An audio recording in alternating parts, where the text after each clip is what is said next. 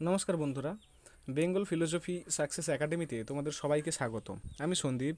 আজকের আমি net set পরীক্ষার জন্য বা আসন্ন এসএলএসটি পরীক্ষার জন্য অত্যন্ত গুরুত্বপূর্ণ 50টি এমসিকিউ প্রশ্ন নিয়ে আলোচনা করব এবং সেই 50টি প্রশ্নের সঠিক উত্তর এবং সহজ ব্যাখ্যা প্রদান করার চেষ্টা করব।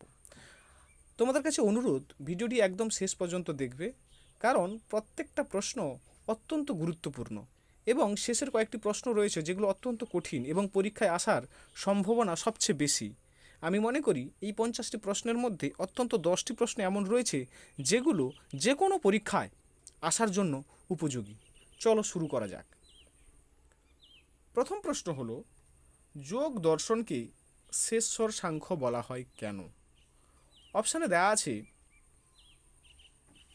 এটি 25 তত্ত্ব স্বীকার করে, এটি ঈশ্বরকে পুরুষ বিশেষ হিসাবে স্বীকার করে, এটি বেদ অস্বীকার করে, এটি দ্বৈতবাদ অস্বীকার করে। তাহলে এই 4টি অপশানের মধ্যে কোনটা হবে? তোমরা উত্তরটা কমেন্টে জানিও। যথার্থ উত্তর হলো অপশান বি, এটি ঈশ্বরকে পুরুষ বিশেষ হিসাবে স্বীকার করে। তার কারণ হলো, দেখো, যোগ দর্শন এবং সাংখ্য দর্শনের মধ্যে ঘনিষ্ঠ একটা সম্পর্ক রয়েছে। উভয় দর্শনেই পুরুষ এবং প্রকৃতি এই দুই তত্ত্বকে কিন্তু স্বীকার করা হয় এবং দুটি দর্শনের মধ্যে মূল পার্থক্য সেটা হলো, সাংখ্য দর্শনে ঈশ্বরকে স্বীকার করা হয় না এবং ঈশ্বর না স্বীকার করার কারণে তাকে নিরীশ্বর সাংখ্য বলা হয়, এবং যোগ দর্শনে ঈশ্বরকে স্বীকার করার কারণে তাকে শেষর সাংখ্য বলা হয় এবং সেই পুরুষকে এক বিশেষ পুরুষ হিসেবে স্বীকার করা হয়েছে যোগ দর্শনে ঈশ্বরকে, এবং বলা হচ্ছে সেই ঈশ্বর হচ্ছে ক্লেশ, কর্ম, বিপাক, আশয় এগুলো থেকে মুক্ত। সাধারণ পুরুষের মধ্যে এগুলো থাকলেও ঈশ্বরের মধ্যে কিন্তু এগুলো থাকে না। তাহলে প্রথম প্রশ্নের উত্তর হলো অপশান বি। পরবর্তী প্রশ্ন, যোগসূত্রের দ্বিতীয় পাদের নাম কি? যোগসূত্রের দ্বিতীয় পাদের নাম কি? অপশানে রয়েছে সমাধিপাদ, সাধনপাদ, বিভূতিপাদ, কৈবল্যপাদ। দেখো, যোগসূত্রের দ্বিতীয় পাদের নাম কি তোমাকে জিজ্ঞাসা করা হয়েছে। যোগ দর্শনে টোটাল 4টি পাদ রয়েছে, তা হলো সমাধিপাদ, সাধনপাদ, বিভূতিপাদ এবং কৈবল্যপাদ। এবং কোন পাদে কী নিয়ে আলোচনা করা হয় না, সমাধিপাদে যোগের সংজ্ঞা, চিত্তবৃত্তি, সমাধি এইগুলো নিয়ে সমাধিপাদে আলোচনা করা হয়। সাধনপাদে অষ্টাঙ্গ যোগ, ক্লেশ, সাধনার পদ্ধতি এইগুলো নিয়ে আলোচনা করা হয়। বিভূতিপাদে যোগ সাধনার ফলে যে অলৌকিক ক্ষমতা অর্জন করা হয় বা শক্তি অর্জন করা হয় সেইটা নিয়ে আলোচনা করা হয় বিভূতিপাদে। এবং কৈবল্যপাদে কৈবল্য বা মুক্তি নিয়ে আলোচনা করা হয়। এবার আমাকে প্রশ্নে জিজ্ঞাসা করা হয়েছে যে যোগসূত্রের দ্বিতীয় পাদের নাম কি? দ্বিতীয় পাদ তাহলে সাধনপাদ, তাহলে অপশান বি হলো সঠিক উত্তর। পরবর্তী প্রশ্ন, যোগসূত্রের প্রাচীনতম ভাষ্য কোনটি? যোগসূত্রের প্রাচীন ভাষ্য কোনটি জিজ্ঞাসা করা হয়েছে। অপশানে আছে তত্ত্ব বৈশারদী, যোগভাষ্য, রাজ মার্তণ্ড এবং যোগবার্তিক। তো কোনটা যোগ দর্শনের প্রাচীনতম ভাষ্য সেটা বলতে হবে। দেখো, বাচস্পতি মিশ্রের যেটা রচিত সেটা হচ্ছে তত্ত্ব বৈশারদী, এবং ভোজরাজের যেটা রচনা সেটা হচ্ছে রাজমার্তণ্ড, এবং বিজ্ঞান ভিক্ষুর যেটা লেখা সেটা হচ্ছে যোগবার্তিক। এবার এর সঠিক উত্তর হলো যে যোগসূত্রের প্রাচীনতম ভাষ্য হলো কি? যোগ ভাষ্য। হ্যাঁ, যোগ ভাষ্যটা কার রচনা? না, ব্যাসদেবের রচনা হলো যোগ ভাষ্য। তাহলে 3 দাগের প্রশ্নের যথার্থ উত্তর হলো অপশান বি, এবং তার সঙ্গে কিন্তু বাকিগুলোর অপশান কারা স্বীকার করে সেগুলো আমি বলে দিলাম। এইভাবে তোমরা যদি আলোচনার মাধ্যমে পড়ো, এইভাবে ব্যাখ্যা সমেত যদি বিষয়টা তোমরা মনে রাখতে পারো, তাহলে কিন্তু যে কোনো প্রশ্ন এলে তোমরা তার সঠিক উত্তর দিতে পারবে। পরবর্তী প্রশ্ন, পতঞ্জলির মতে ঈশ্বর হলেন, পতঞ্জলির মতে ঈশ্বর হলেন, অপশানে দিয়েছে দেখো, সর্বপ্রথম প্রকৃতি, পুরুষ বিশেষ, জগতের উপাদান কারণ, মহৎ। পতঞ্জলির মতে ঈশ্বর কি না, পতঞ্জলির মতে ঈশ্বর হলো পুরুষ বিশেষ। ওকে, যোগ দর্শনে ঈশ্বরকে সাধারণ পুরুষের মতো কিন্তু বলা হয়নি, তাকে একটা বিশেষ পুরুষ বলা হয়েছে, এবং সেই বিশেষ পুরুষের বা ঈশ্বরের বৈশিষ্ট্যটা হলো কি না, সে ক্লেশহীন হবে, তা কর্মহীন হবে, কর্মফলহীন হবে, সংস্কারহীন হবে, এবং সেই বিশেষ পুরুষ সর্বজ্ঞ, অনাদি, সদা মুক্ত। হ্যাঁ, এবং এই যে ঈশ্বরের কথা বলা হচ্ছে, যে বিশেষ পুরুষের কথা বলা হচ্ছে, সেই বিশেষ পুরুষ কিন্তু জগতের উপাদান কারণ নয়, বরং সে হচ্ছে কি না, যারা যোগ সাধনা করছে সেই যোগ সাধকের আদর্শ এবং পথপ্রদর্শক, এবং তার মানে বা ঈশ্বরের যদি কৃপা না হয় তাহলে কিন্তু মুক্তি লাভ হতে পারে না। এবং এই যোগ মত অনুসারে এই পুরুষকে বা ঈশ্বরকে স্বীকার করার কারণে আমরা দেখছি যোগ দর্শনে কিন্তু শেষ্বর সাংখ্য বলছে। তাহলে পতঞ্জলি মতে ঈশ্বর কি না, ঈশ্বর হচ্ছে বিশেষ পুরুষ। বুঝতে পারছি? পরবর্তী প্রশ্ন। পরবর্তী প্রশ্নে বলা হয়েছে যে তস্য বাচক প্রবণ, তস্য বাচক প্রবণ, এখানে প্রবণ, হ্যাঁ সরি প্রণব, তস্য বাচক প্রণব, এখানে প্রণব বলতে কি বোঝানো হয়েছে? প্রণব বলতে কি বোঝায়? গায়ত্রী, ওং, বেদ, আত্মা। এখানে তস্য বাচক প্রণব বলতে বোঝানো হচ্ছে যে ওংকে বোঝানো হচ্ছে, ওংকে। কারণ ওং হচ্ছে ঈশ্বরের বাচক বা ঈশ্বরের প্রতীক হচ্ছে ওং, এবং এই যোগ সাধনায় ওংকার জপ মানে জপ করতে হবে। তারপরে হচ্ছে ওংকারটাকে নিয়ে, ওংকারের যে অর্থ সেটাকে নিয়ে চিন্তা করতে হবে, ঈশ্বর প্রণিধান করতে হবে। এই তস্যবাচক প্রণব এটার দ্বারা, এই প্রণব কথাটার মধ্যে দিয়ে যেটাকে বোঝানো হচ্ছে সেটা হচ্ছে ওংকে বোঝানো হচ্ছে, ওংকারকে বোঝানো হচ্ছে। তাহলে সঠিক উত্তর হলো অপশন বি। পরবর্তী প্রশ্ন, যোগ চিত্তবৃত্তি নিরোধ, যোগ চিত্তবৃত্তি নিরোধ এই সংজ্ঞা কার? অপশানে দিয়েছে দেখো, কপিল, পতঞ্জলি, ব্যাস, গৌতম। তাহলে কি হবে? যোগ চিত্তবৃত্তি নিরোধ এই সংজ্ঞাটা কার? দেখো, যোগ দর্শনের যে প্রতিষ্ঠাতা পতঞ্জলি, তিনি হচ্ছে যোগ কি সেটা বলতে গিয়ে বলছেন যোগ চিত্তবৃত্তি নিরোধ, অর্থাৎ যোগ হচ্ছে চিত্তবৃত্তির নিরোধ। হ্যাঁ, এখানে কিন্তু যোগ মানে কেবল কিন্তু আসন নয়, যোগ মানে কেবল প্রাণায়াম নয়। হ্যাঁ, প্রকৃত যোগ হলো কি না, চিত্তের সমস্ত যে পরিবর্তন, হ্যাঁ, বা চিত্তের যে সমস্ত প্রকার বৃত্তি সেটাকে নিয়ন্ত্রণ করাকেই হচ্ছে যোগ বলা হচ্ছে। এবং এটি হচ্ছে পতঞ্জলি দর্শনের মেন সূত্র বা মূল সূত্র। হ্যাঁ, তাহলে এই 6 নম্বর দাগের সঠিক প্রশ্নের উত্তরটা কোনটা হবে? এই প্রশ্নের সঠিক উত্তর কোনটা হবে না, অপশন বি, পতঞ্জলি। পরবর্তী প্রশ্ন, চিত্ত গঠিত হয়, চিত্ত গঠিত হয় অপশানে দেওয়া আছে মন ও বুদ্ধি, মন, বুদ্ধি ও অহংকার, আত্মা ও মন, বুদ্ধি ও আত্মা। কোনটা সঠিক উত্তর হবে? দেখো, আমি কিন্তু প্রশ্নের উত্তরগুলো ব্যাখ্যা করে দিচ্ছি যথাযথভাবে, যাতে এর সঙ্গে আনুষঙ্গিক যে প্রশ্ন সেগুলোর এলে তোমরা যাতে যথার্থ উত্তর করতে পারো এবং তার কনসেপ্ট যাতে ক্লিয়ার হয়ে যায়। আমার উত্তরে এক্সপ্লেন করতে করতে তোমরা কিন্তু সেই প্রশ্নের যথার্থ উত্তর কোনটা হবে সেটা মনে মনে কিন্তু অনুমান করে নেওয়ার চেষ্টা করবে, এবং তার উত্তর খাতায় লিখে তোমরা কমেন্টে জানানোর চেষ্টা করবে তোমরা নিজেরা কতগুলো ঠিক করতে পারলে। তাহলে চিত্ত গঠিত হয়, দেখো যোগ দর্শন অনুসারে চিত্ত বলতে কিন্তু যে কোনো একটা উপাদানকে বোঝানো হয়নি, চিত্ত বলতে কিন্তু এখানে মন, বুদ্ধি এবং অহংকারকে বোঝানো হচ্ছে। এই তিনটির সমষ্টিকে কিন্তু কি বলা যায়, চিত্ত বলা হয়। হ্যাঁ, এবং এই চিত্ত হচ্ছে কি না প্রকৃতিজাত, ত্রিগুণাত্মক এবং জড়। হ্যাঁ, কিন্তু পুরুষের চৈতন্য প্রতিফলিত হওয়ায় হ্যাঁ সে হচ্ছে সচেতন বলে মনে করে নিজেকে।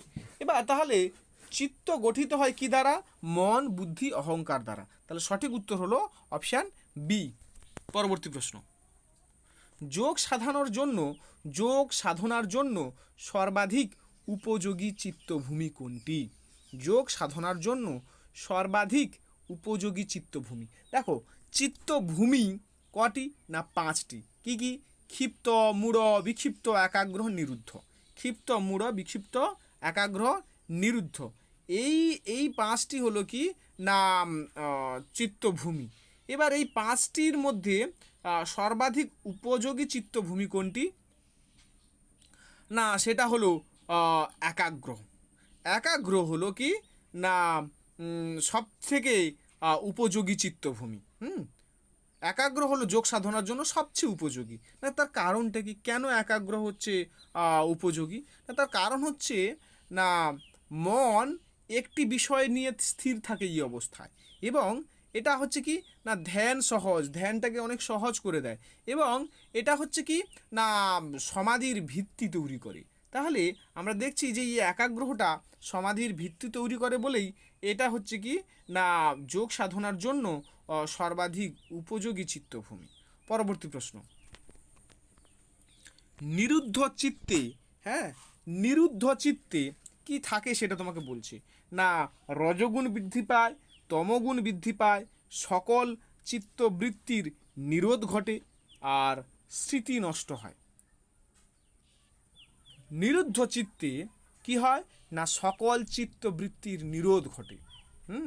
নিরুদ্ধ হলো সকল চিত্তের সর্বোচ্চ অবস্থা। নিরুদ্ধ হচ্ছে কি না নিরুদ্ধ হলো চিত্তের একটা সর্বোচ্চ যে অবস্থা, সেই অবস্থাটাকে বলা হচ্ছে কি না নিরুদ্ধ চিত্ত। তাহলে এই অবস্থায় কি হয় না অ্যাকচুয়ালি এই অবস্থায় সমস্ত চিত্তবৃত্তি থেমে যায়, মন সম্পূর্ণরূপে শান্ত হয়ে যাবে এবং ধ্যান সমাধিতে পরিণত হবে। এবং একটা কি হয় না কৈবল্যের পদকে কিন্তু উন্মুক্ত করে। তাহলে সঠিক উত্তর কোনটা হলো না সকল চিত্তবৃত্তির নিরোধ ঘটে। অপশান সি হলো এই প্রশ্নের যথার্থ উত্তর। পরবর্তী প্রশ্ন, নিম্নের কোনটি চিত্তবৃত্তি নয়? কোনটা চিত্তবৃত্তি নয়?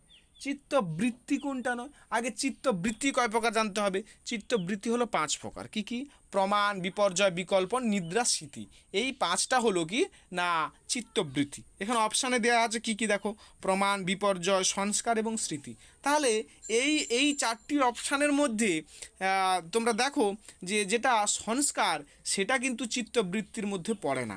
তাহলে সংস্কার হলো সঠিক উত্তর, অপশান বি হলো সঠিক উত্তর। কারণ আমাকে প্রশ্নে জিজ্ঞাসা করা হয়েছে কোনটা চিত্তবৃত্তি নয়।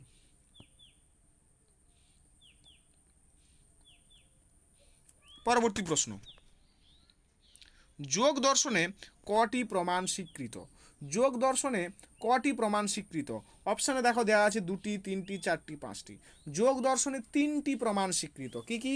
প্রত্যক্ষ, অনুমান এবং আগম বা শব্দ, এই 3টি প্রমাণ স্বীকার করা হয়। তাহলে সঠিক উত্তর হলো অপশান বি।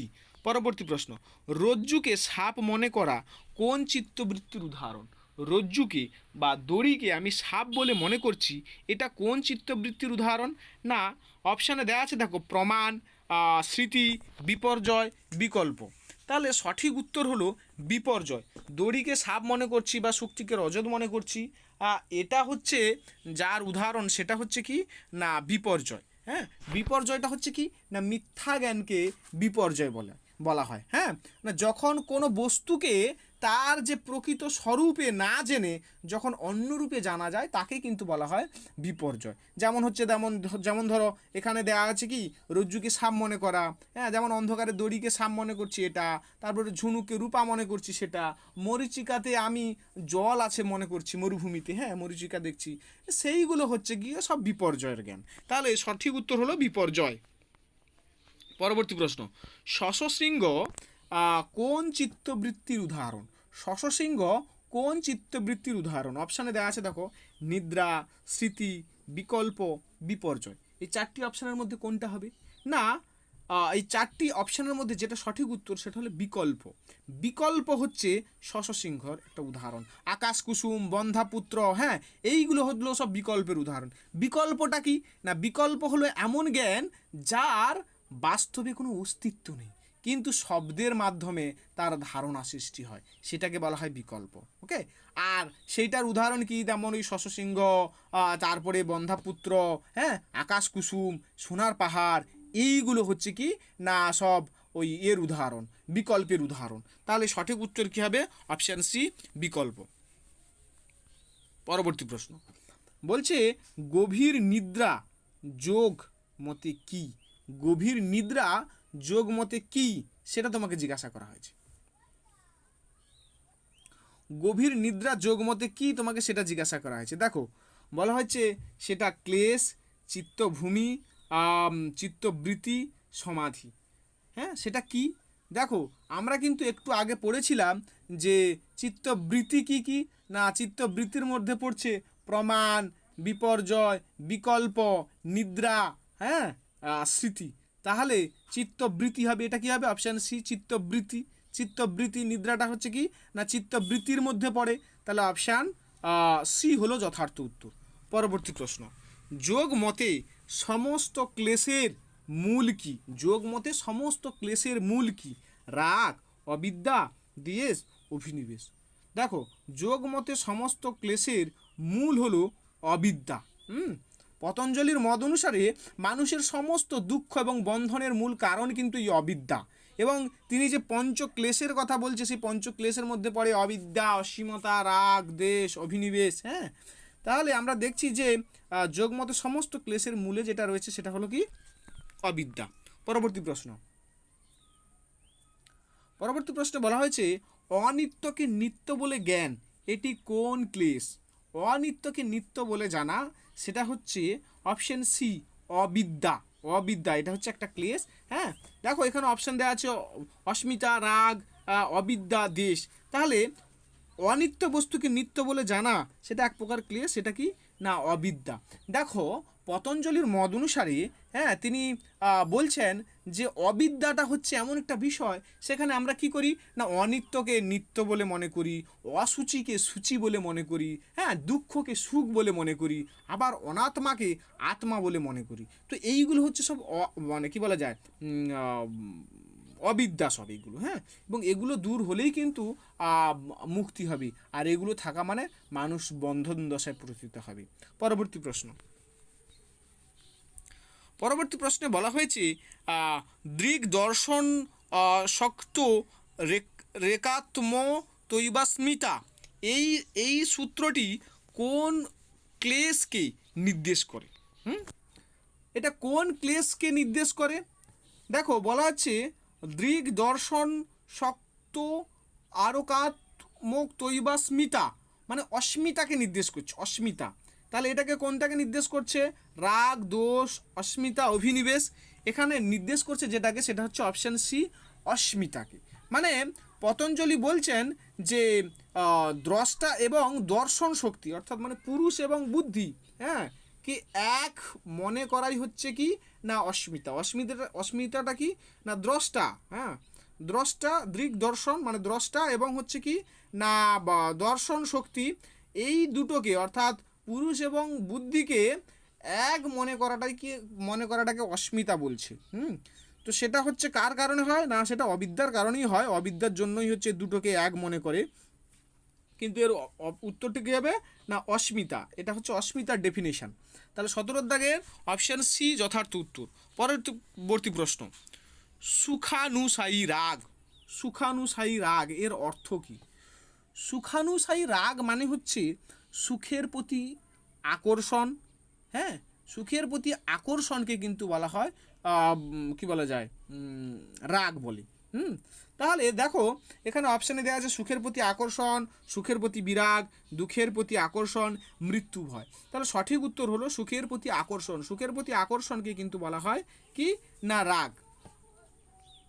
পরবর্তী প্রশ্ন, পরবর্তী প্রশ্নে বলা হয়েছে যে দুঃখানুসায়ী দেশ এর অর্থ কী? দুঃখানুসায়ী দেশ এর অর্থ হলো অপশানে দেওয়া আছে, দেখো দুঃখের কারণ, দুঃখের প্রতি বিরাগ, অজ্ঞান, অহংকার। সঠিক উত্তর হলো দুঃখের প্রতি বিরাগ। হ্যাঁ, পতঞ্জলি বলেছেন যে দুঃখানুসায়ী দেশ অর্থাৎ দুঃখের প্রতি হ্যাঁ বিরাগটাকেই হচ্ছে কি বলা হয় দেশ বলা হয়। পরবর্তী প্রশ্ন, মৃত্যু ভয়কে যোগ দর্শনে বলা হয়, মৃত্যু ভয়কে যোগ দর্শনে কি বলা হয়?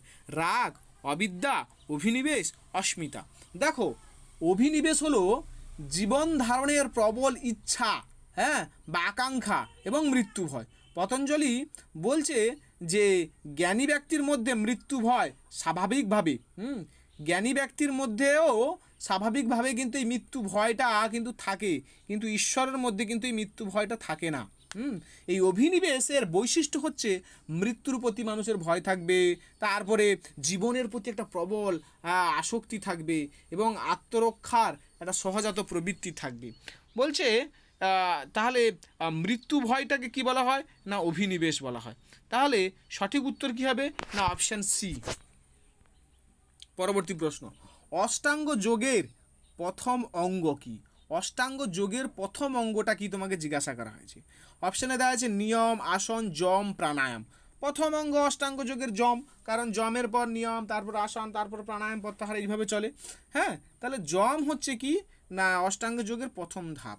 আর এই যম কিন্তু আবার 5 প্রকারের। কি কি? অহিংসা, সত্য, অস্তেয়, ব্রহ্মচর্য, অপরিগ্রহ। এটা কিন্তু মনে রাখবে।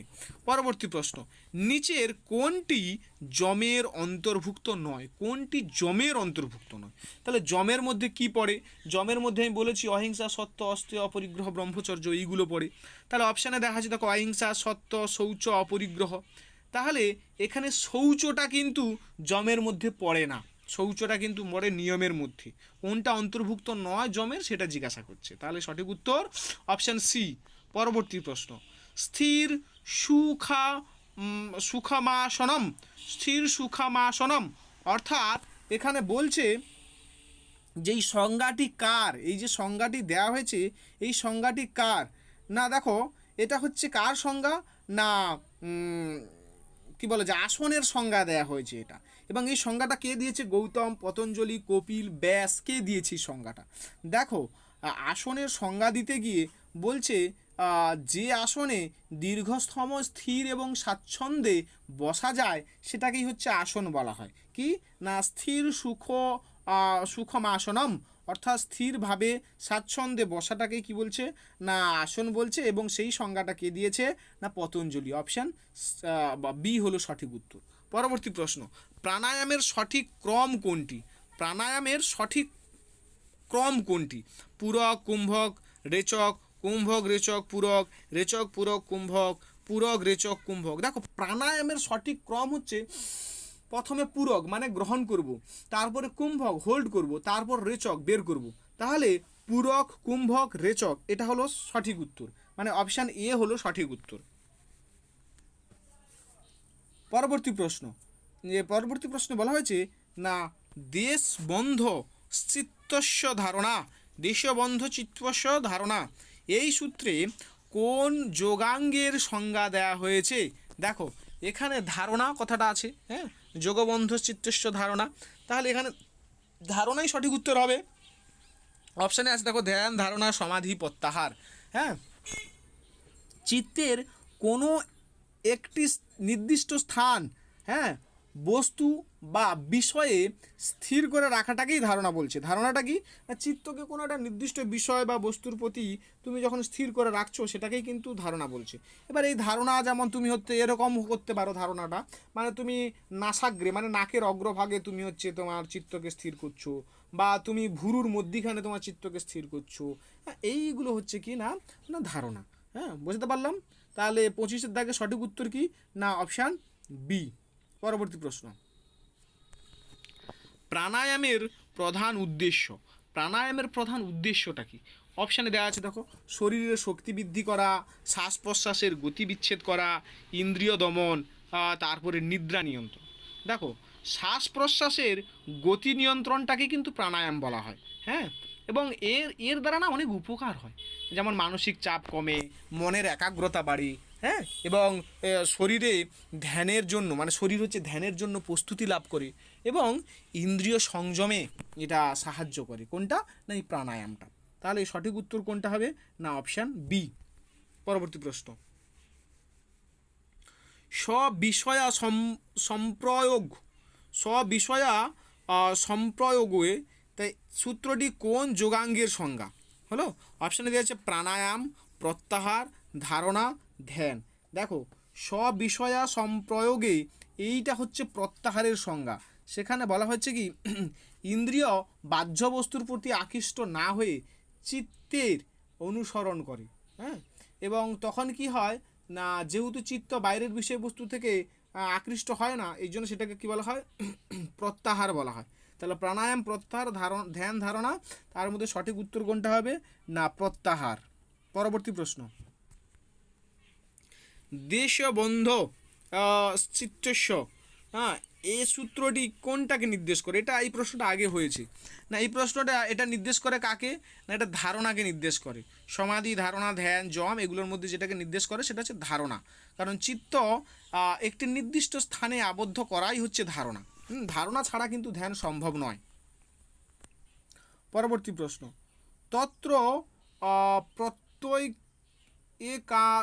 একান্তা ধ্যানম, কি বলছে না, তত্র প্রত্যয়ে তানন্তা ধ্যানম, তত্র প্রত্যয়েক তানন্তা ধ্যানম, এখানে কোন যোগাঙ্গের সংজ্ঞা দেয়া হয়েছে? ধ্যানম, ধ্যানম কথাটা আছে মানে ধ্যানের। হ্যাঁ, তাহলে কি বলছে না, ধারণা, সমাধি, ধ্যান, নিয়ম। তাহলে ধ্যান, কারণ দেখো পতঞ্জলি বলছে যে একটি বিষয়ের ওপরও তুমি যখন অবিচ্ছিন্ন বা নির্বিচ্ছিন্ন তোমার চেতনাকে বা চিত্তকে তুমি নিবিষ্ট করছো, সেটাকে বলা হয় ধ্যান। কোনো বিষয়টাকে তুমি নির্বিচ্ছিন্নভাবে তুমি সেটাকে নিয়ে চিন্তা করছো, সেটাকেই ধ্যান বলা হচ্ছে। এবং ধারণা এবং ধ্যানের মধ্যে কিন্তু একটা পার্থক্য আছে, সেটা তোমাদের জানতে হবে। ধারণা ধ্যান কিন্তু এক নয়। ধারণায় কি হয়, মনকে একটা নির্দিষ্ট একটা বিষয়ে স্থির করার চেষ্টা করা হয় ধারণায়। আর ধ্যানে কি হয়, ধ্যানে সেই বিষয়টা আর প্রতি কী করা হয় না, অবিচ্ছিন্ন প্রবাহে পরিণত করা হয়, মানে অবিচ্ছিন্নভাবে সেটা নিয়ে চিন্তা করা হয়। হ্যাঁ, তাহলে 29 দাগে তত্র প্রত্যয়েক তানন্তা ধ্যানম, এটার দ্বারা বোঝানো হচ্ছে কাকে না, ধ্যানকে। পরবর্তী প্রশ্ন বলছে, যোগ সাধনার সর্বোচ্চ স্তর কোনটি? যোগ সাধনার সর্বোচ্চ স্তর কোনটি? ধ্যান, ধারণা, সমাধি, প্রত্যাহার। সমাধি হলো যোগ সাধনার সর্বোচ্চ স্তর। হ্যাঁ, সমাধি হচ্ছে অষ্টাঙ্গ যোগের অষ্টম বা সর্বশেষ অঙ্গ, এবং এই যোগ সাধনার চরম লক্ষ্য হচ্ছে কি না, সমাধি। তাহলে সমাধি হলো সঠিক উত্তর, 30 দাগের প্রশ্নের উত্তর। পরবর্তী প্রশ্ন, সম্প্রজ্ঞাত সমাধির বৈশিষ্ট্য। সম্প্রজ্ঞাত সমাধির বৈশিষ্ট্য। দেখো সমাধি তো দু প্রকার, একটা সম্প্রজ্ঞাত সমাধি এবং আরেকটা হলো অসম্প্রজ্ঞাত সমাধি। তাহলে তোমাকে জিজ্ঞাসা করা হয়েছে যে সম্প্রজ্ঞাত সমাধির বৈশিষ্ট্যটা কী। তোমাদের বলে রাখি যে সম্প্রজ্ঞাত সমাধি হচ্ছে এমন এক প্রকার সমাধি যেখানে ধ্যেয় বস্তুর জ্ঞান সম্পূর্ণ কিন্তু লোপ পায় না। এখানে কি হয়, এখানে ধ্যাত্ব এবং ধ্যান, অর্থাৎ ধ্যানের বিষয়বস্তু এবং ধ্যেয় বিষয়বস্তুর মধ্যে একটা সূক্ষ্ম পার্থক্য এখানে কিন্তু বিদ্যমান থাকে। এই কারণে দেখবে সম্প্রজ্ঞাত সমাধিকে আবার বিভিন্ন ভাগে ভাগ করা যায়, সবিচার, সবিতর্ক, সানন্দ, শাসমিদ, এইভাবে ভাগ করা যায়। তাহলে দেখো এখানে সম্প্রজ্ঞাত সমাধির সঠিক বৈশিষ্ট্য কোনটা হবে? কোনটা বৈশিষ্ট্য না, অপশন সি, ধ্যেয় বস্তুর জ্ঞান বজায় থাকে। ধ্যেয় বস্তুর জ্ঞান বজায় থাকে। আমি একটু আগে কি বললাম, সম্প্রজ্ঞাত সমাধি হলো এমন সমাধি যেখানে ধ্যেয় বস্তুর জ্ঞান সম্পূর্ণ লোপ পায় না। লোপ পায় না মানে কি, বজায় থাকে। তাহলে সঠিক উত্তর হলো অপশান সি। পরবর্তী প্রশ্ন, সম্প্রজ্ঞাত সমাধিকে আর কি বলা হয়? সম্প্রজ্ঞাত সমাধিকে আর কি বলা হয়? নির্জীব সমাধি, নিরালম্ব সমাধি, সজীব সমাধি, নিরুদ্ধ সমাধি। দেখো সম্প্রজ্ঞাত সমাধিকে যে সমাধি বলা হয় সেটা হচ্ছে কি, সজীব সমাধি। সম্প্রজ্ঞাত সমাধির অপর নাম হচ্ছে সজীব সমাধি। হ্যাঁ, এখানে এই যে সজীব জীব বলতে কিন্তু এখানে ধ্যানের অবলম্বন বা ধ্যেয় বস্তুকে বোঝানো হয়। তাহলে আমরা দেখছি যে সম্প্রজ্ঞাত সমাধি কি সজীব সমাধি, আর অসম্প্রজ্ঞাত সমাধি কিন্তু নির্জীব সমাধি। পরবর্তী প্রশ্ন, ওই দেখো পরবর্তী প্রশ্ন তাই রয়েছে, অসম্প্রজ্ঞাত সমাধির অপর নাম কি? সবিতর্ক সমাধি, সানন্দ সমাধি, নির্জীব সমাধি, সাজমিত সমাধি। সঠিক উত্তর হলো নির্জীব সমাধি। কেন নির্জীব সমাধি? কারণ এখানে ধ্যেয় বস্তুর কী বলা যায় থাকে না, ধ্যেয় বস্তু কিন্তু থাকে না, এবং চিত্তবৃত্তি সম্পূর্ণ নিরুদ্ধ হয় এখানে, এবং নতুন কোনো সংস্কার জন্মায় না। এই জন্য এটা হচ্ছে নির্জীব সমাধি। তারপরের প্রশ্ন, সম্প্রজ্ঞাত সমাধির প্রথম স্তর কোনটি? আমি আগেই বলেছিলাম যে সম্প্রজ্ঞাত সমাধিকে বিভিন্ন ভাগে ভাগ করা যায়। হ্যাঁ, তার মধ্যে সর্বপ্রথম যে স্তরটা আছে সে হচ্ছে কি না, সবিতর্ক সমাধি। তাহলে সম্প্রজ্ঞাত সমাধির প্রথম স্তর কোনটা? সবিতর্ক। তাহলে সম্প্রজ্ঞাত সমাধির প্রথম স্তর হলো কি না, সবিতর্ক সমাধি। না এখানে কি হয় সবিতর্ক, মানে এখানে হচ্ছে ধ্যানের যে বিষয়বস্তুটা সেটা কিন্তু স্থূল বিষয়বস্তুর উপর নির্ভরশীল। মানে সেটা যেমন ধরো তুমি নাসাগ্রে না মানে নাকের অগ্রভাগে বা তোমার দুটো ভুরুর মধ্যিখানে তুমি ধ্যানকে করছো, বা কোনো প্রদীপের শিখায় বা কোনো দেবতার মূর্তিতে তুমি ধ্যান নিবেশ করছো, সেটা হচ্ছে কি না সবিতর্ক। তারপরের প্রশ্ন বলছে সূক্ষ্ম তত্ত্বে ওপর ধ্যান কোন সমাধির অন্তর্গত? তাহলে স্থূল বিষয়বস্তুর মধ্যে সেটা হলো সবিতর্ক, হ্যাঁ। আর কি বলা যায়, সূক্ষ্ম বিষয়বস্তুর ওপরে যখন তোমার কোনো তুমি ধ্যান নিবিষ্ট করবে তখন সেটাকে কি বলবে না, তোমার তখন সেটা হচ্ছে সবিচার, সবিতর্ক সবিচার, হ্যাঁ। এইগুলো হচ্ছে কি সব সম্প্রজ্ঞাত সমাধির অন্তর্গত। তাহলে যখন তুমি সূক্ষ্ম বিষয়বস্তুর প্রতি তোমার ধ্যান নিবিষ্ট করছো, সূক্ষ্ম বিষয়বস্তু মানে যেমন ধরো তুমি তন্মাত্রা, কোনো সূক্ষ্ম তত্ত্ব, বা তুমি কোনো প্রকৃতির সূক্ষ্ম রূপ নিয়ে তুমি ধ্যান করছো, হ্যাঁ, সেই ধ্যানটাকে বলা হবে কি না সবিচার সমাধি। আর এই যে সবিচার সমাধি, এই সবিচার সমাধি কিন্তু সবিতর্ক সমাধির তুলনায়, হ্যাঁ, অধিক সূক্ষ্ম এবং সেটা কিন্তু উচ্চতর, এটা মনে রাখবি। পরবর্তী প্রশ্ন না অপার্থিব আনন্দ অনুভূত হয় কোন সমাধির ক্ষেত্রে? অপার্থিব আনন্দ অনুভূত হয় সেটা হচ্ছে সানন্দ সমাধিতে, সানন্দ সমাধি। হ্যাঁ দেখো অপশানে দেওয়া আছে সবিতর্ক সমাধি, সানন্দ সমাধি, সাস্মিত সমাধি এবং অসম্প্রজ্ঞাত সমাধি। অপার্থিব আনন্দ অনুভূতি হয় যে সমাধিতে সেটা হচ্ছে সানন্দ, সানন্দ মানে আনন্দটা আছে, তাহলে এইটা হচ্ছে কি না আনন্দ অনুভূত হয় সানন্দ সমাধিতে। কারণ এই সমাধিতে কি হয় না ইন্দ্রিয় শান্ত হয়ে যায়, মনে একটা গভীর প্রশান্তি, হ্যাঁ, প্রশান্তিতে নিমগ্ন হয় এবং অন্তরে একটা অনির্বচনীয় আনন্দের উদ্ভব ঘটে। তাহলে সঠিক উত্তর হলো অপশান বি। পরবর্তী প্রশ্ন অহং তত্ত্বের ওপর ধ্যান হয়, অহং তত্ত্বের ওপর ধ্যান হয়, অহং তত্ত্বের ওপর ধ্যান হয় কোনটাতে? না সাস্মিত সমাধিতে, সানন্দ সমাধিতে, সবিচার সমাধিতে, সবিতরস্ক সমাধিতে। দেখো সাস্মিত সমাধিতে, সাস্মিত সমাধিতে কিন্তু অহং তত্ত্বের উপর ধ্যান হয়, হ্যাঁ। সাস্মিত সমাধি, সমাধি হচ্ছে সম্প্রজ্ঞাত সমাধির একটা সর্বোচ্চ স্তর। এখানে কি হয় ধ্যানের বিষয় হলো অহং তত্ত্ব বা আমি বোধ, হ্যাঁ। যদিও এখানে কি হয় মন অত্যন্ত সূক্ষ্ম স্তরে পৌঁছে যায়, তবুও কিন্তু আমি চেতনার যে সূক্ষ্ম অস্তিত্ব তখনই কিন্তু বিদ্যমান থাকে। এই কারণে এই এই যে স্তর মানে সাস্মিত যে সমাধি এটা কিন্তু চূড়ান্ত মুক্তি নয়, হ্যাঁ। তাহলে অহং তত্ত্বের ওপর ধ্যানটা কোন সমাধিতে? না সাস্মিত সমাধিতে। তাহলে চারটা সমাধি কিন্তু আমি পরপর বলে দিলাম। যখন দেখবে স্থূল বিষয়বস্তু নিয়ে আমাদের মন চিন্তা করছে সেটা সবিতর্ক, তারপরে যখন সূক্ষ্ম বিষয় নিয়ে কি বলা যায় আমাদের মন চিন্তা করছে বা আমাদের মন ধ্যান করছে সেটা কি হবে সবিচার। তারপরে যখন মনে আনন্দ বিরাজ করবে সেটা সানন্দ। আবার যখন আমাদের মন, হ্যাঁ, না কার ওপর না অহং তত্ত্বের উপর ধ্যান নিবিষ্ট করবে তখন হচ্ছে সাস্মিত। বুঝতে পারলাম? তাহলে চার প্রকার সম্প্রজ্ঞাত সমাধি কী কী? সবিতর্ক, তারপরে সবিচার, তারপরে সানন্দ, তারপরে সাস্মিত। এইভাবে স্টেপ বাই স্টেপ তোমাদের মনে রাখতে হবে। পরবর্তী প্রশ্ন অসম্প্রজ্ঞাত সমাধিতে অপশানগুলো দেখো ধ্যেয় বস্তুর জ্ঞান থাকে, নতুন সংস্কার সৃষ্টি হয়, চিত্তবৃত্তি সম্পূর্ণরূপে নিরুদ্ধ হয়, কেবল ধ্যান বৃদ্ধি পায়। সঠিক উত্তর হলো চিত্তবৃত্তি সম্পূর্ণরূপে নিরুদ্ধ হয়। এবং এই এই অসম্প্রজ্ঞাত সমাধিকে আমরা কিন্তু আগে পড়েছি, এটা কিন্তু নির্জীব সমাধি, হ্যাঁ। এবং এটি হচ্ছে সমাধির সর্বোচ্চ রূপ এবং কৈবল্য প্রাপ্তির জন্য এটা কিন্তু পূর্ববর্তী চরম অবস্থা। পরবর্তী প্রশ্ন সম্প্রজ্ঞাত সমাধির কয়টি স্তর? দেখো একই প্রশ্ন ঘুরিয়ে ফিরিয়ে। সম্প্রজ্ঞাত সমাধির চারটি স্তর কি কি? সবিতর্ক, সবিচার, সানন্দ, সাস্মিত। স্টেপটা মনে রাখতে হবে, স্টেপটা কীরকম বলেছি না সবিতর্ক সমাধি, সবিতর্ক সমাধিতে স্থূল বিষয়বস্তুতে ধ্যান কেন্দ্রিত হয়, সবিচার সমাধিতে সূক্ষ্ম বিষয়বস্তুর প্রতি, আর সানন্দ সমাধিতে কি হয় না আনন্দ মানে চিত্রের মধ্যে আনন্দ থাকে, আনন্দের অভিজ্ঞতা, পার্থিব আনন্দটা বিরাজ করে। আর সাস্মিত সমাধিতে কি হয় না অহং তত্ত্বের উপর ধ্যান করে। তাহলে এইগুলো কিন্তু এইভাবে মনে রাখতে হবে, এইগুলো থেকে কিন্তু প্রচুর প্রশ্ন আসে। যেমন এইবারে 2025 সালে যে এসএলএসটি পরীক্ষা হয়েছিল সেখানে কিন্তু ওই সংস্কার শেষ সমাধি কোন সমাধিকে বলা হয় এইটা কিন্তু পরীক্ষায় পড়েছিল, সেটা হচ্ছে কি না অসম্প্রজ্ঞাত সমাধি। পরবর্তী প্রশ্ন, যোগ মতে কৈবল্যের নিকটতম অবস্থা কোনটি? যোগ মতে কৈবল্যের নিকটতম অবস্থা ধ্যান, ধারণা, অসম্প্রজ্ঞাত সমাধি, প্রাণায়াম।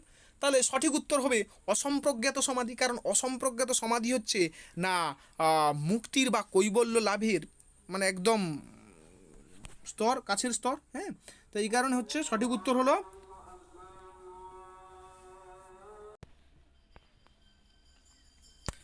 পরবর্তী প্রশ্ন, যোগ দর্শনে ঈশ্বরকে জগতের কি বলা হয়? যোগ মত অনুসারে ঈশ্বরকে জগতের কি বলা হয়? উপাদান কারণ, নিমিত্ত কারণ, আদর্শ ও পথপ্রদর্শক, প্রকৃতির বিকার। দেখো, সাংখ্য যোগ মত অনুসারে যোগ দর্শনে ঈশ্বরকে জগতের আদর্শ ও পথপ্রদর্শক বলা হয়। যোগ দর্শনে ঈশ্বরকে জগতের উপাদান কারণ বা সৃষ্টিকর্তা ও রূপে কিন্তু স্বীকার করা হয় না, কারণ যোগ মত অনুসারে, সাংখ্যযোগ মত অনুসারে প্রকৃতি হচ্ছে জগতের কারণ। হ্যাঁ, পতঞ্জলির মত অনুসারে ঈশ্বর হলেন এক বিশেষ পুরুষ, তিনি হচ্ছে ক্লেশ, কর্ম, বিপাক, সংস্কার এইগুলো থেকে মুক্ত। তিনি হচ্ছে যোগ সাধকের একটা আদর্শ এবং সর্বপ্রথম গুরু এবং আধ্যাত্মিক পথের পথপ্রদর্শক। তাই যোগ সাধনায় ঈশ্বর প্রণিধানকে বিশেষ গুরুত্ব দেওয়া হয়েছে। তাহলে দেখা গেল যে এই প্রশ্নের সঠিক উত্তর কোনটা হবে না অপশন সি।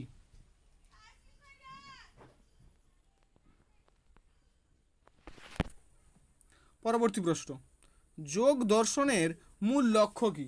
যোগ দর্শনের মূল লক্ষ্য কি? স্বর্গলাভ, চিত্তবৃত্তির নিরোধের মাধ্যমে কৈবল্য, তারপরে কর্মযোগ, বেদ অধ্যয়ন। সঠিক উত্তর কোনটা হবে না সঠিক উত্তর হলো যোগ দর্শনের মূল লক্ষ্য হলো চিত্তবৃত্তির নিরোধের মাধ্যমে কৈবল্য লাভ করা। পরবর্তী প্রশ্ন, যোগ মতে চিত্তের প্রকৃতি। যোগ মতে চিত্তের প্রকৃতি কি না চৈতন্যময়, ত্রিগুণাত্মক ও জড়, নিত্য চৈতন্য, নির্গুণ। দেখো, যোগ মত অনুসারে চিত্তের প্রকৃতি হলো ত্রিগুণাত্মক ও জড়। পরবর্তী প্রশ্ন, যোগ মতে পুরুষের চৈতন্য চিত্তে কিভাবে প্রতিফলিত হয়? যোগ মতে পুরুষের চৈতন্য চিত্তে কিভাবে প্রতিফলিত হয়? প্রত্যক্ষভাবে, প্রতিফলনের মাধ্যমে, কর্মের মাধ্যমে, শব্দের মাধ্যমে। দেখো, যোগ মতে পুরুষের চৈতন্য চিত্তে প্রতিফলিত হয় কার মাধ্যমে না প্রতিফলনের মাধ্যমে। পরবর্তী প্রশ্ন, যোগ দর্শনে আগম বলতে বোঝায়, আগম বলতে যোগ দর্শনে কাকে বোঝায়? প্রত্যক্ষ, অনুমান, শব্দ, উপমান। শব্দকে বোঝায়, শব্দকে কিন্তু আগম বলে। তাহলে সঠিক উত্তর হলো অপশান সি। পরবর্তী প্রশ্ন, নিচের কোনটি নিয়মের অন্তর্ভুক্ত? নিচের কোনটি নিয়মের অন্তর্ভুক্ত? নিয়ম, নিয়ম কি কি বলতো? শৌচ, সন্তোষ, তপ, সাধ্য, ঈশ্বর প্রণিধান, এইগুলো কিন্তু নিয়মের অন্তর্গত। তাহলে অপশানে দেওয়া আছে দেখো, অহিংসা, অপরিগ্রহ, শৌচ, অস্তেয়। তাহলে সঠিক উত্তর হবে শৌচ, শৌচটা নিয়মের অন্তর্গত। পরবর্তী প্রশ্ন, যোগ মতে বহিরঙ্গ সাধনের অন্তর্ভুক্ত নয়। বহিরঙ্গ সাধনের অন্তর্ভুক্ত নয়। বহিরঙ্গ সাধনের অন্তর্ভুক্ত, বহিরঙ্গ মানে বাইরের সাধনের অন্তর্ভুক্ত নয়। যম, নিয়ম, প্রাণায়াম, ধ্যান। দেখো, যম, নিয়ম, প্রাণায়াম এগুলো হচ্ছে সব বহিরঙ্গ হচ্ছে সাধনের অন্তর্গত, কিন্তু যেটা ধ্যান সেইটা কিন্তু সঠিক উত্তর হবে, কারণ অষ্টাঙ্গ যোগের প্রথম 5টি অঙ্গকে বহিরাঙ্গ সাধন বলা হয়। প্রথম 5টা কি কি? যম, নিয়ম, আসন, প্রাণায়াম, প্রত্যাহার। আর অন্যদিকে শেষের যে 3টি কি কি? ধারণা, ধ্যান, সমাধি, এগুলো হচ্ছে কি না এগুলো হচ্ছে সব অন্তরঙ্গ সাধন। ঠিক আছে, তাহলে সঠিক উত্তর কোনটা হবে? অপশান ডি, ধ্যান। পরবর্তী প্রশ্ন, অন্তরঙ্গ সাধনের প্রথম অঙ্গ কি? অন্তরঙ্গ সাধনের প্রথম অঙ্গ কি? একটু আগেই আমি বললাম ধারণা, ধ্যান, সমাধি। তাহলে সঠিক উত্তর কি হবে? সঠিক উত্তর হবে ধারণা। ক্লিয়ার? এবার এই ধারণা, ধ্যান, সমাধিটা কি না ধারণা হচ্ছে মনকে একটি বিষয়ে স্থির করা। ধ্যান কি না সেই স্থিরতা অবিচ্ছিন্ন প্রবাহের রূপ নেয় এই ধ্যানে। আর সমাধিতে কি হয় না, ধ্যাতা, ধ্যান এবং ধ্যেয় বস্তুর মধ্যে যে ভেদ বা পার্থক্য সেটা বিলীন হয়ে যায়। পরবর্তী প্রশ্ন, না যোগ দর্শনকে প্র্যাকটিক্যাল ফিলোসফি বলা হয় কেন, তার কারণটা কি? যোগ দর্শনকে প্র্যাকটিক্যাল ফিলোসফি এই কারণে বলা হয়, অপশানগুলো কী কী দেওয়া আছে দেখো। এটি কেবল যুক্তিবিদ্যা, এটি কেবল তত্ত্ব আলোচনা করে, এটি সাধন পদ্ধতির বা সাধনা পদ্ধতির ওপর গুরুত্ব দেয়, এটি কেবল ঈশ্বর তত্ত্ব নিয়ে আলোচনা করে। সঠিক উত্তর হলো এটি সাধনা পদ্ধতির ওপর গুরুত্ব দেয়। যোগ দর্শনকে প্র্যাকটিক্যাল ফিলোসফি বা সাধন শাস্ত্র বলা হয় কারণ এটি কি না কেবল তাত্ত্বিক আলোচনা করে না, বরং হচ্ছে আত্ম উন্নতি এবং মুক্তি লাভের জন্য একটা বাস্তব অনুশীলনের পথ কিন্তু দেখায়। এই কারণে কিন্তু অষ্টাঙ্গ যোগ, প্রাণায়াম, ধ্যান, সমাধি, চিত্ত নিবৃত্তি মানে চিত্তবৃত্তি, চিত্তভূমি, এইগুলো কিন্তু আমি আলোচনা দেখতে পাই। মানে এগুলো হচ্ছে যোগের কি ব্যবহারিক দিক। তাহলে সঠিক উত্তর কোনটা হবে? Option C. পরবর্তী প্রশ্ন, যোগ দর্শনের চূড়ান্ত উদ্দেশ্যটা কি? যোগ দর্শনের চূড়ান্ত উদ্দেশ্য কি?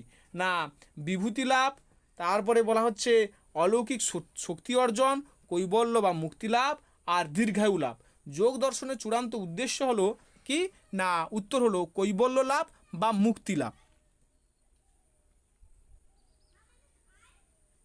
তোমরা প্রত্যেকে কমেন্টে লিখে জানাবে যে তোমাদের এই 50টি প্রশ্নের মধ্যে কতগুলো তোমরা সঠিক উত্তর দিতে পেরেছো। দেখো শেষে কিন্তু আমি প্রত্যেকটা প্রশ্নের যথার্থ উত্তর অ্যান্সার কি কিন্তু আমি এখানে দিয়ে রেখেছি। তোমরা চাইলে কিন্তু সেটা স্ক্রিনশট নিয়ে বা দেখতে পারো যে কোনটার সঠিক উত্তর কি। আমি কিন্তু এখানে উত্তরগুলো দেইনি এই কারণে যাতে তোমরা প্রশ্নগুলো নিজে দেখে নিজেরা উত্তর করতে পারো এবং কমেন্টে জানাতে পারো যে কতগুলো উত্তর তোমরা নিজে থেকে ঠিক করতে পারলে। যার কারণে কিন্তু আমি উত্তরটা প্রশ্নের শেষে দিইনি, কিন্তু উত্তরগুলো আমি বলে দিয়েছি এবং এক্সপ্লেন করে দিয়েছি। দেখো যদি এই ভিডিওটা তোমাদের কোনো উপকারে আসে তাহলে কিন্তু অবশ্যই তোমরা একটা লাইক দেবে এবং তোমাদের বন্ধুদের সঙ্গে এটা শেয়ার করবে যাতে তারাও উপকৃত হয়। আর এখনও যদি তোমরা চ্যানেলটাকে সাবস্ক্রাইব করে না থাকো তাহলে অবশ্যই বেঙ্গল ফিলোসফি সাকসেস একাডেমি এই চ্যানেলটিকে সাবস্ক্রাইব করে রাখবে এবং বেল আইকন অন করে রাখবে, কারণ আমি খুব দ্রুত অন্যান্য যে টপিকগুলো রয়েছে পাশ্চাত্য দর্শনের ওপরে, তারপরে সাইকোলজির ওপরে, সোশ্যাল পলিটিক্যাল ফিলোসফির উপরে, লজিকের উপরে, এইভাবে কিন্তু এমসিকিউ প্রশ্ন নিয়ে আমি নিরন্তর আলোচনা করব এবং সেগুলো তোমাদের আসন্ন এসএলএসটি পরীক্ষায় আশা করি প্রত্যেকের খুব কাজে দেবে। ধন্যবাদ।